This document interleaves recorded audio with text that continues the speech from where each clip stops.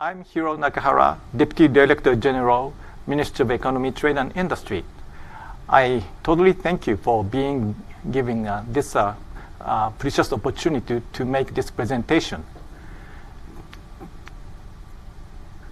Today, I'm going to talk about the Japanese regulatory sandbox and what we have achieved so far and the direction we are going to move forward. Especially, I'd like to explain the original purpose of this scheme again and what is different from other countries' similar scheme. The fourth industrial revolution makes it possible for not just entrepreneurs but traditional companies to create new business models. Indeed, I had met many people who have interest in innovative ideas, but because the current rules don't assume such new ideas, sometimes it's difficult for us, governments, to respond to their requests for regulatory reform. As a result, such entrepreneurs as have intriguing thoughts on new business models did not make them happen. People are good people. Just there is much room to be improved in our system. There has been disparity between existing new ideas and ideal regulatory reform. I realize that our governmental institutions are facing the innovator's dilemma situation.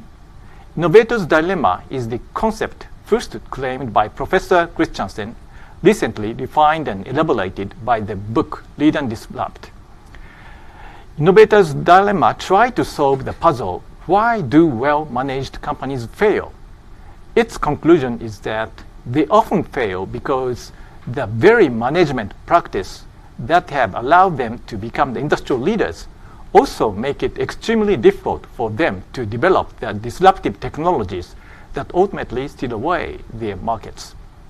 So, organizational alignment, which is critical to the success of the current leading sectors, fosters the organizational inertia that makes it difficult to change, to adapt new strategies.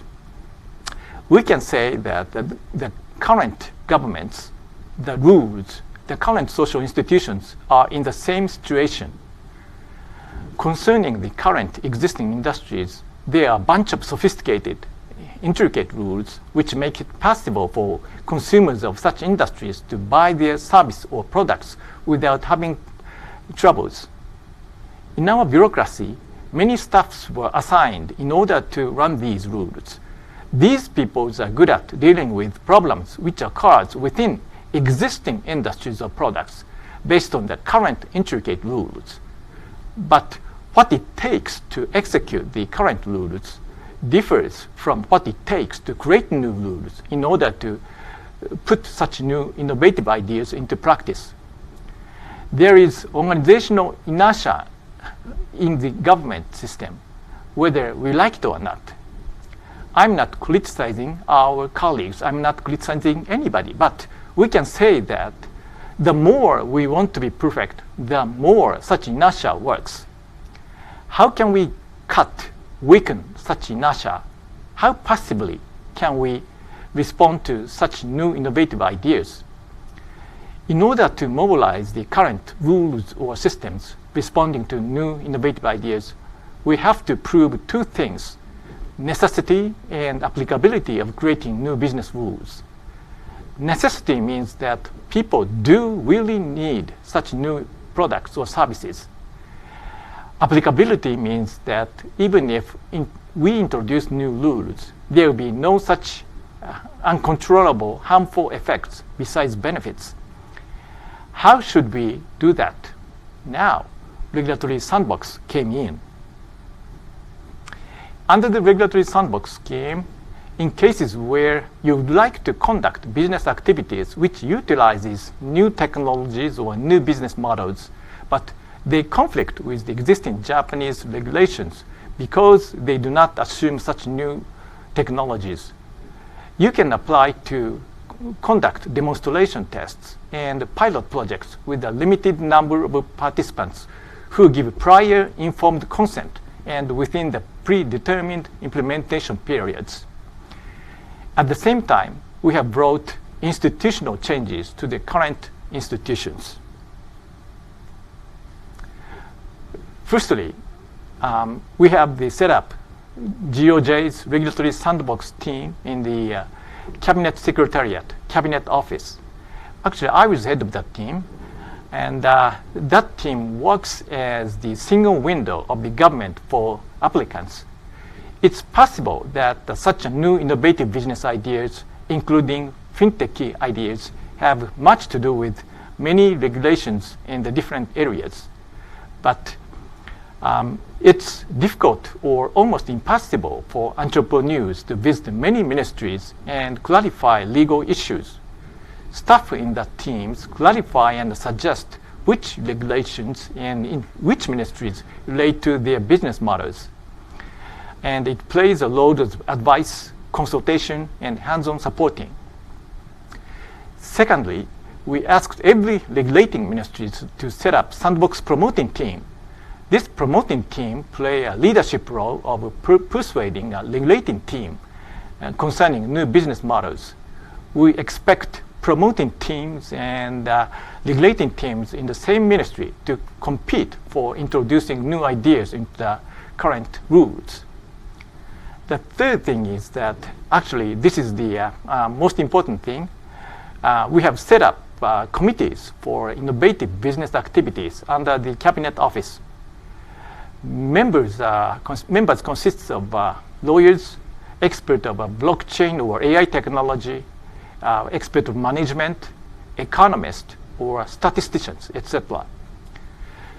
This is the committee to the Prime Minister, and if it reviews the regulator's decision on whether they are going to approve the sandbox proposal or not, and issues committee's opinion on whether regulator's decision is appropriate or not. Let's see overall pictures in the next slide. Number one, application is submitted. Number one, GOJ Sandbox team plays a very important role in consultation. Number two, submission of application. Application is submitted to competent ministries. Number three, in the ministries, we expect regulating team and promoting team to compete to get the good answer for the entrepreneurs, as I said before. When the ministries reach the decision, they have to send that decision to the committees. Suppose that a certain ministry do not understand the new technology and seems to reach inappropriate decision. In that case, it's probable that the committee urges the ministry to rethink their decision through the number 4 process. After demonstration, we move to the next step. That is, we would like to extend individual projects into an overall regulatory reform. Next, I'd like to explain our goal of regulatory sandbox. Here, I'd like to emphasize two things. One is, our goal is not only helping entrepreneurs to test their new products in the live market, but changing the current rules or creating new rules. The second thing is that the fourth industrial revolution is asking us to review and redefine the current institutions, and every industrial sectors can be connected and linked to each other. And so our sandbox areas are not limited to FinTech, but covers all the areas such as financial services, healthcare industries, and mobility, recycling, logistics, etc. FinTech type of ideas can be applied to many sectors. Yes, indeed, entrepreneurs are making much efforts, but they are doing so not because they wanted to be called the FinTech experts, but because they want to solve the social problems through new technologies. It is not good for us to take time in judging whether a certain technology can be defined as a FinTech or not.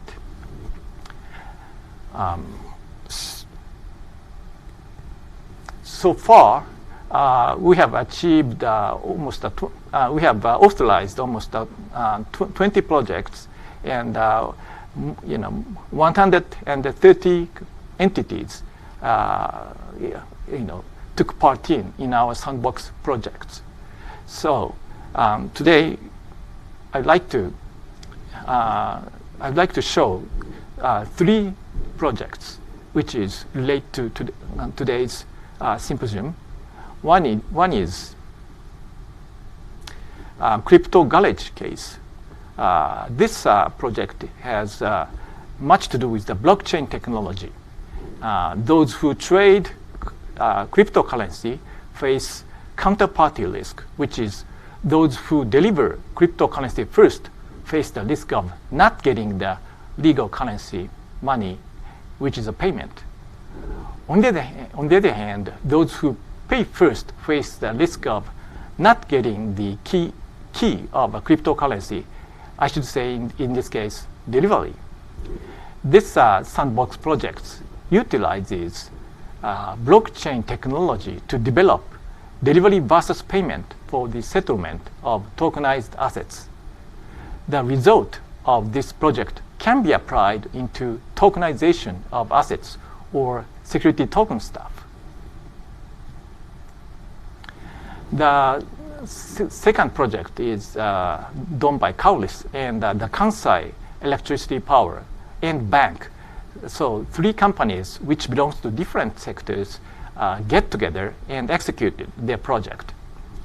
In this case, Kaulis, which is an IT venture company, makes the use of information on electricity facilities that KEPCO, which is an electricity company, has for the provision of Kaulis's existing services for detecting unauthorized opening of bank accounts by customers, so that Kaulis is able to judge whether or not details of an online request for opening a new bank account that the bank has received from a customer are appropriate, and is also able to examine the effectiveness of these efforts. This demonstration is expected to contribute to promoting the establishment of a new business model, which is collaboration between information owned by companies providing public services, public infrastructures, electricity companies, and IT technologies has a potential to address social challenges.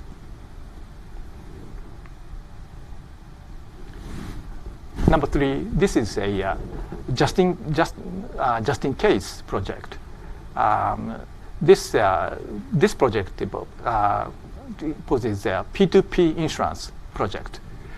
Traditional insurance projects ask people to buy insurance fees beforehand, and then instance occur, people can get the insurance reimbursement as long as conditions are met. But here is the argument. Insurance companies may have the incentive to say conditions are not met because they don't want to pay more. Of course, people who bought insurance products want to be reimbursed. These inconsistency of incentives may lower the attractiveness of insurance products.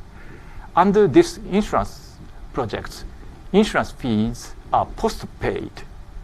Fees calculated based on the total amount of insurance money delivered by the number of policyholders. It's just this timing that insurance companies can get rewarded. This project tries to prove that these incentives alignment will increase the attractiveness of insurance products. So far, I explained the 3 cases which are related to today's symposium, but we would like to make much more projects for the future as a Sandbox projects. And next year, I personally think that I'd like to make this Sandbox scheme much more permanent. And Japanese consumers are very sophisticated people, and Japanese society is now entering in the aging society. We have CO2 emission problems, and we have to energize the local economy.